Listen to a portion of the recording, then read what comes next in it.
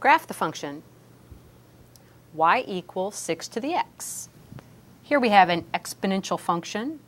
The variable is in the exponent. Let's graph this by generating some points in a t-table and by plotting them. Let's start with x equal -2. If x is -2, then we get a 6 to the -2 power. That's a 1 over 6 squared, or a 1/36. If x is -1, then that's a 6 to the -1, or a 1/6. If x is 0, then 6 to the 0 is 1. And let's try one more in here. How about if x is 1? 6 to the first is 6. Now let's plot these points. We have the point -2 and a small fraction, 1/36. That's real close to the x-axis.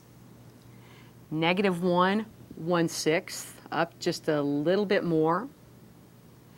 0, 1, and the point 1/6.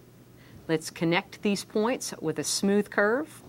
As our x values take on smaller and smaller values, this graph just approaches that x-axis back there. And as x takes on larger and larger values, this graph is going to grow very quickly out here. It's going to grow exponentially. Here you see the graph of the exponential function y equal 6 to the x.